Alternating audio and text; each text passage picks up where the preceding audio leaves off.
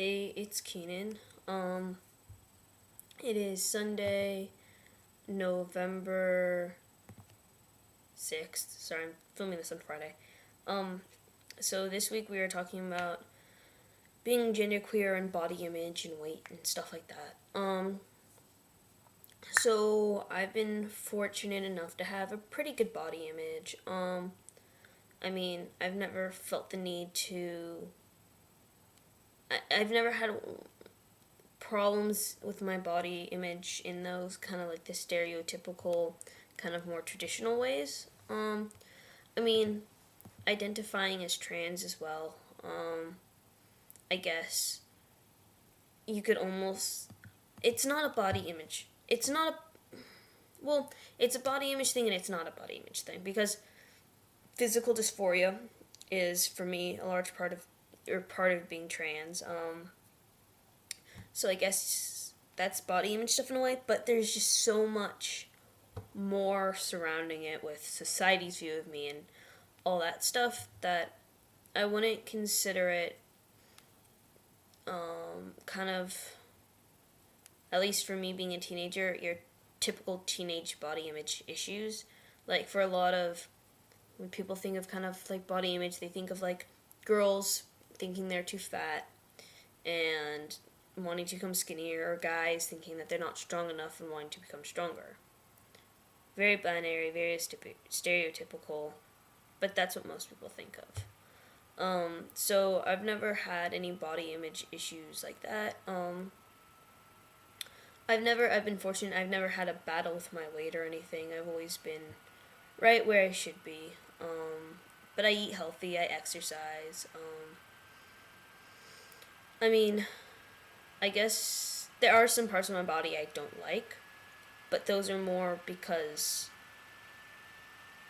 I identify. It's a byproduct of or it has to do with being trans, and genderqueer, and having to do with how I see myself and how I identify and how I feel comfortable compared to what I have. Yeah, it'd definitely be nice to be stronger. That would be good. I think I'm pretty strong. Yeah, I'm just gonna show off my muscles. That's right. But it'd be cool to be stronger or whatever. But it isn't a big deal. It's also not to the point where I'm gonna become obsessed with going to the gym and just be working out 24/7 and ignore everything else. And I don't think, at least in my experience with my friends who either kind of battle with eating disorders or have the potential, it's a really like a genetic thing in their family. Like their sisters have had body image issues, I guess, and eating disorders. So that's never really run in my family. I guess they've all just accepted being just not being the most fit and the most healthy. But again, having an eating disorder is not being healthy because oftentimes you don't end up at a healthy weight. So I think it's important to have a healthy body image, or at least one where you're healthy enough so you can take care of yourself and be healthy.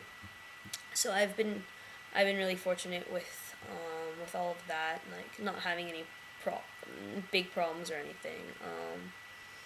Also, like with my dysphoria isn't so bad that I need to take matters. I feel like I need to take matters into my own hands. I just wrote a paper about transgender healthcare.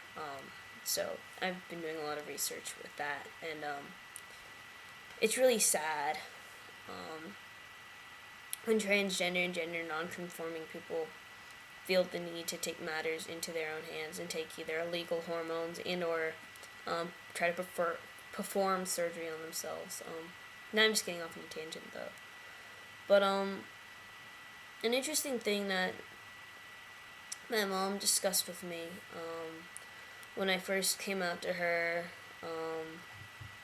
more as liking girls and as as genderqueer, I guess, but she really thought I just meant like butch. I mean, I identify as butch, but just butch. She thought I meant just butch. And she was kind of talking about it seemed like a lot of butch lesbians.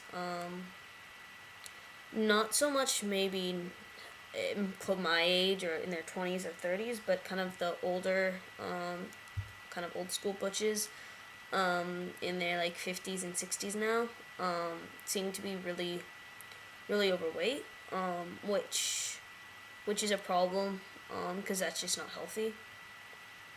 And my mom was concerned that like I was gonna kind of just try to just kind of ignore my health, and just kind of go down a path of being unhealthy and having weight problems, I guess, and just kind of, yeah. Also, I read something from the Mayo Clinic, MAYO clinic, it's located in like Minnesota, I think, but I don't know. It's a big clinic and stuff. And I read something that they published about lesbian health care, and kind of mentioning how, I mean, I haven't read the article in a while, but I kind of think it mentioned like weight and kind of depression issues, and that leading to weight issues. So I guess that was a concern of my mom's too, because she showed me that article. Even though I will eventually have a whole nother set of health stuff, being primarily estrogen based at the moment. Still, that's what the closest to my body chemistry would be like. So, yeah, I guess that was interesting, and I've noticed that like it seems like a lot of butches, especially, seem to be a bit overweight. I don't know if that has to do with also just people getting older, and so when you're older, you usually gain weight. But then also, just I think, I don't know, maybe a lot of butches kind of having been, some, not all, definitely not all, had kind of were jocks when they were younger, maybe have some injuries and stuff. I know some people like that, who have some like crazy knee injuries and problems now, and so they can't really work out as much. I don't know, but I've been really fortunate, that I've never really had any body issues, per se, in the traditional sense anyway. Okay. I know I went on many tangents, but that's okay. Okay. See you next week, probably. Bye.